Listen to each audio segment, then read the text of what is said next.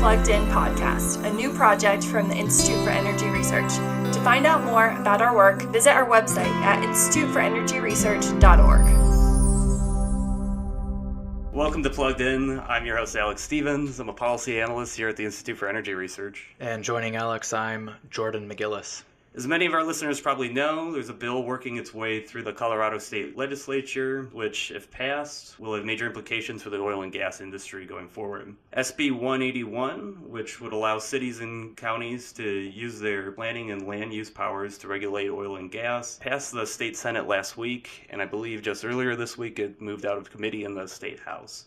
Joining us to discuss the economic implications of SB-181 is Chris Brown, the Director of Policy and Research at the Common Sense Policy Roundtable. Thanks for joining us today, Chris. Yeah, thank you. Pleasure to be here.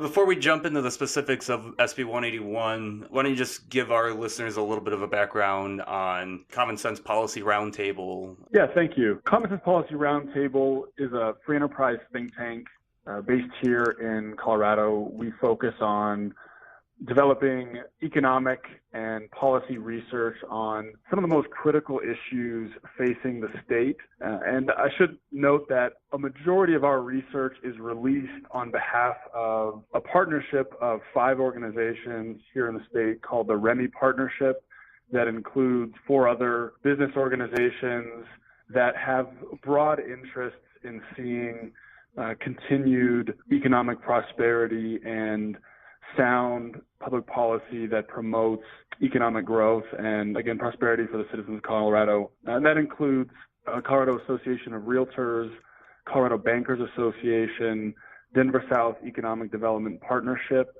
and Colorado Concern. Certainly sounds like SB 181 is something that falls in your guys' purview, and you guys released a paper on the economic impacts of this proposed legislation earlier this month. Why don't you give us a little bit of background on the oil and gas industry there in Colorado? We recently, I think it was back in October, we had a guest on where we were talking about Proposition 112, which was a proposal that essentially would have banned oil and gas production in the state. And from my understanding, that plays a pretty big role, what we're talking about here with SB 181. Sure, yeah, and I'll try to work up to some of the recent initiatives and Senate Bill 181.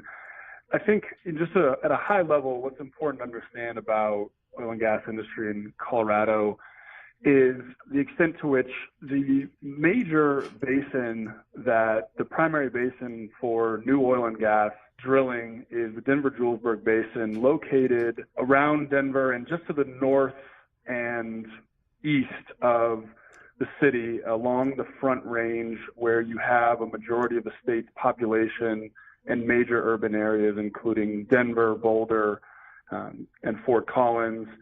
And over the last number of years, as the state has seen a significant amount of growth, economic growth and population growth, you have a situation where you have a combination of increased productivity from oil and gas drilling and the need to continue to have new exploration. At the same time, you have new residential communities and residential growth spreading outside of traditional urban areas. And we've had a sort of an ongoing conflict that's arisen, and therefore public policy has come up in different forms to try and regulate that interaction between continued residential growth and oil and gas. And as you mentioned, last fall, there was a citizen-led initiative, Proposition 112, that would have imposed a 2,500-foot setback on a wide range of surface locations, including homes and even things like sensitive or dried waterways. And that was actually not the first attempt to put something like that on the ballot. This organization has released several studies over the years on these large setbacks, the economic impacts of these large setbacks, and the extent to which it impacts new drilling, and really focusing on the macroeconomic impacts as that industry and is a significant contributor to the Colorado economy. And that initiative failed, as you mentioned, in November. And while in December, new rules around setbacks and schools were actually imposed in good faith negotiation with the industry, schools, and other leaders. We've now seen the introduction of Senate Bill 181 less than 3 weeks ago, I guess about 2.5 weeks ago, introduced on a Friday afternoon and has already passed through the Senate. As you mentioned, it passed a committee in the House yesterday after another marathon of testimony spanning into the late hours of the night, maybe even the early morning, and seems to be headed towards passage in the House and possibly back to the Senate or to the governor's desk here in a relatively short period of time. Yeah, so the paper that you guys released earlier this month, which describes the economic impacts of this proposal, you guys outlined 4 key provisions there that which you guys look at the impacts of. Do you mind just outlining those for our listeners and explaining what exactly you guys are concerned of there? I guess the best way to describe it is grants pretty broad new authorities, particularly to local governments and grants discretion to the director of the COGCC, the Colorado Oil and Gas Commission, that regulates and grants permits for oil and gas drilling. And I think what was summarized in the testimony that we heard and the discussion going on at the state capitol, those that are opposed and concerned to this is really the significant amount of uncertainty that the industry faces and would face and will face if and when this particular bill passes. And so our concerns were in having studied Proposition 112, recognizing the significant economic impacts that are far reaching outside of the oil and gas industry to urban areas in Denver and throughout the state, really the extent to which these new authorities could significantly limit new oil and gas drilling. And the original fiscal note mentioned the ability for these new authorities to promulgate rules up to and including a moratorium. And so we looked at that discussion, we recognized the uncertainty, and the entire effort is to prioritize, the stated effort is to prioritize health and safety when siting and permitting new oil and gas, but it removes language that is traditional across any new reviewing and promulgating any new rule that requires technical and economic feasibility. Sort of a cost-benefit analysis to understand the extent to which a new rule or new regulation would be cost-effective or even feasible. And so that grants an immense amount of uncertainty, and we wanted to put together a couple scenarios that just highlighted the risks to the Colorado economy going forward. Chris, a lot of people who are on the conservative, free market, libertarian side of this discussion might respond positively to the idea of power being decentralized from the state government to the local governments. Are you seeing any of those sorts of arguments being made in favor of SB-181? Yeah, certainly. And I think local governments are seemingly split in a lot of ways. Well, this is sort of divided, the state in many ways, but and some local governments do want the authority. It's less of in my interpretation, it's less of a desire to promote free market or a more decentralized approach. It's more of an ability to respond to the political pressures that local jurisdictions might be facing. And so, again, that inherently brings about risks to the industry that we might face, jurisdictions that have increased political pressure. On the other end, some of the other concerns from local jurisdictions are around the language that will be overlapping jurisdictions and therefore overlapping controls, potentially county, city, state, and it grants the authority to the entity or the jurisdiction that has, and I'll summarize, prioritized health and safety and developed a rule that is rationally designed. And so I think a lot of local jurisdictions, particularly the testimony from Commissioner and others in Weld County, is the extent to which their local rules that local government already has an incredible amount of authority, I should note, in siting, in land use. They already have a lot of control as it relates to land use policy, that there might be conflicts and it would actually, local governments might have their own rules overruled by other jurisdictions. So I think there's a conflict that arises in the current language. Okay. You briefly alluded to political divides within the state. Can you talk about those divides and whether those are geographic, economic, or what have you? Sure. Yeah, I think in Proposition 112, if you just looked at the vote and how that turned out, the majority of the votes in favor of the oil and gas setback, as again in Proposition 112, were from both Denver County and Boulder County. And so the two largest urban areas in the state, along with certain mountain communities and then a few communities and counties on the western, throughout the western slope and in the south. But so they were really concentrated in the urban areas, largely where oil and gas is not occurring. And so it is divided regionally, politically, but if you just look at who supported, where there was a majority, it was clearly in the city of Denver and Boulder County. Again, majority of the drilling is in a county just north of Denver and Adams called Weld County. And so, but that county overwhelmingly did not support Proposition 112. Yeah, so why don't we jump into the economic impact scenarios that you guys outline in the paper? I think overall you guys give 7 different scenarios, but if you want to just pick out the 2 or 3 that you think are most relevant and just talk about the direct impacts on oil and gas production, and then also if we could get into what you guys found in terms of impact on GDP and employment. Sure. And we were fortunate. The results of our study were, and some of the findings and some of the initial introduction were actually read in Senate testimony last week by several Senate members on the floor because of the potential uncertainty and the range of impacts. And so we outlined 7 scenarios. Our main focus was in describing the extent to which eliminating just a fraction, well, I shouldn't say fraction, but a portion, up to 33%, 50%, or up to 100% of new production, the extent to which that over time has a significant impact. So if we were to sort of put an upper and lower bound, we had a scenario that looked at eliminating 33%, so a third of new production. And in the first year,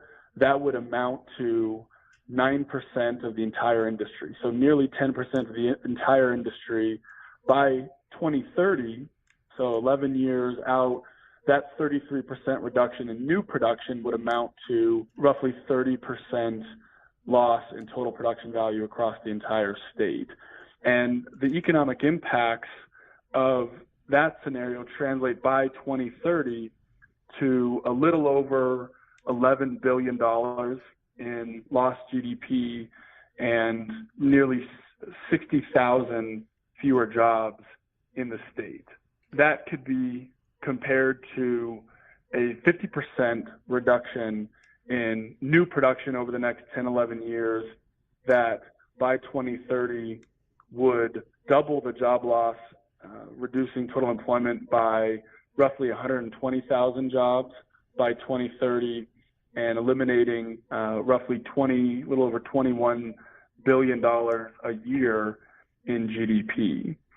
And so the macro impacts, the aggregate macro impacts, and then the fiscal impact in terms of state and local tax revenue would be significant. Again, that range of a third loss in new production to 50% loss in new production by 2030 would be a range of about $650 million in less state and local tax revenue, up to $1.3 billion in lost state and local tax revenue annually. And for a state with a state budget of, let's say general fund of 10, 13 billion dollars, you can see relatively how significant that might be for Colorado.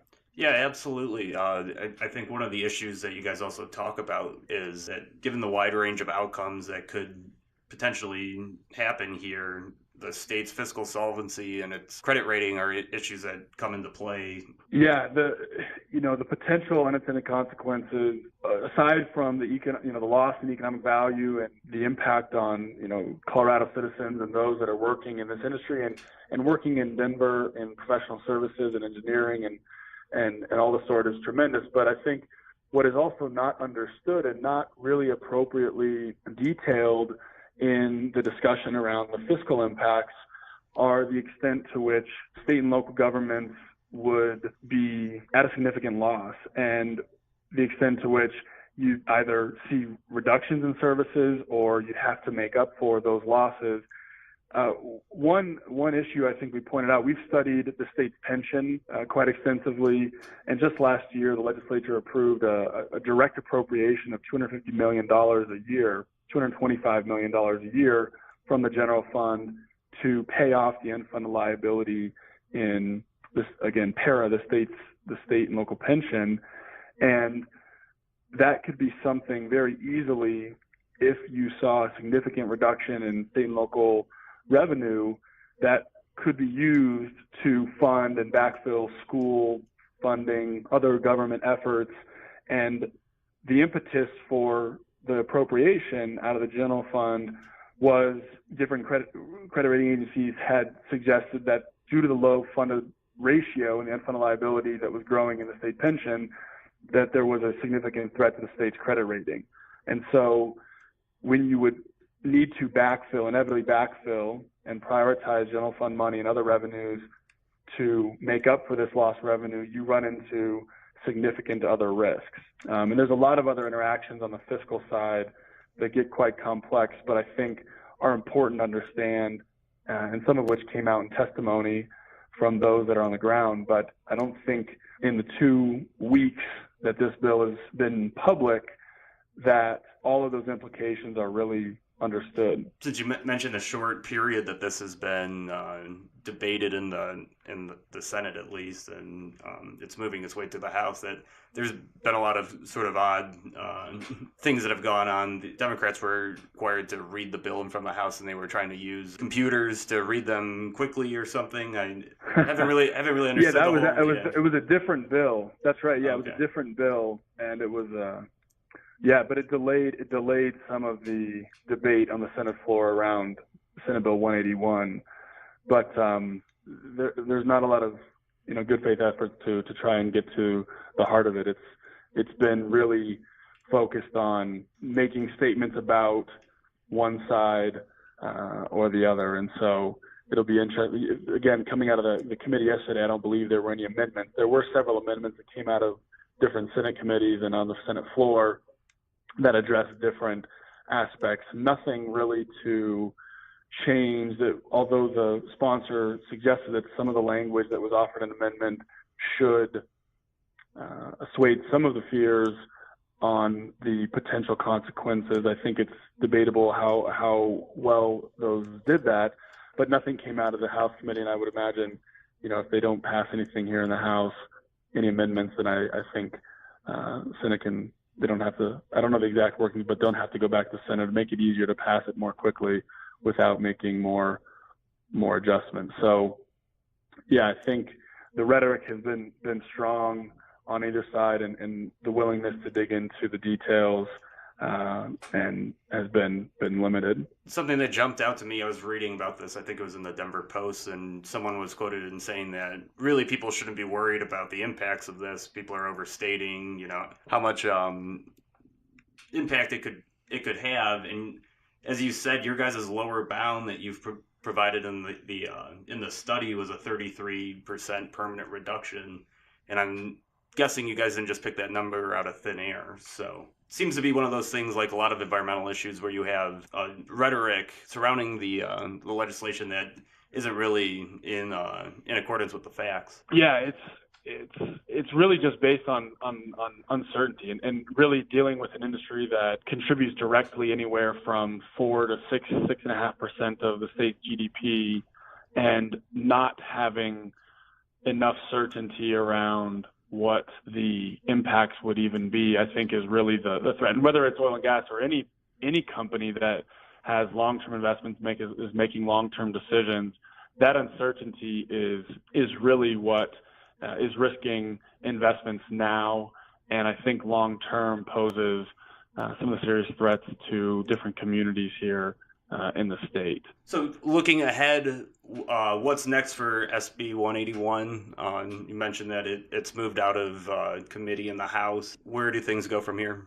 Well, it has 2 more committees in the House before it's debated on the House floor. If it passes, then it would possibly make its way to the governor's or back to the Senate, and then to the governor's desk, and he's indicated support for the initial bill, and so would likely come into play. But the real, I think, question for the long-term economics is what happens after that. And one of the things we haven't necessarily discussed is, as these rules are being developed, the rules that are required under SB 181, even of state agencies, to increase facility monitoring, to change rules around pooling applications, change the mission and the direction of the COGCC.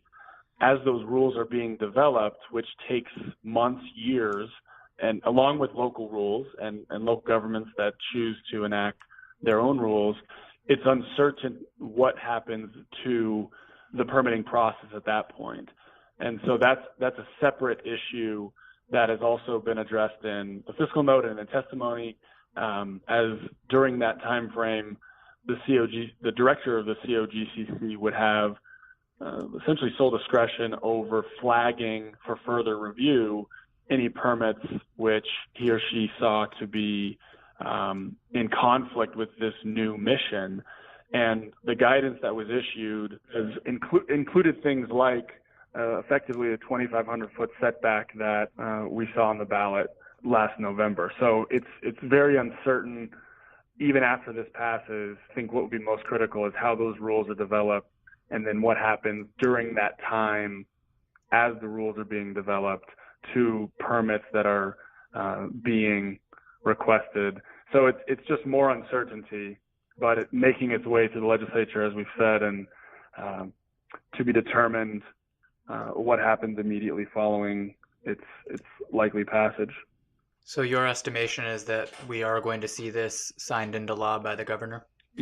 Again, I'm not in the prediction business. I'm in the projection business, but I think it seems very likely, given what I've read and what the indication from the governor has been, and given the legislative makeup here in Colorado. Okay, Chris, where can people go to read the study that you guys put out and to find out more information about SB 181 from you guys? You can find the study at www.remypartnership.org, where we post all of our work.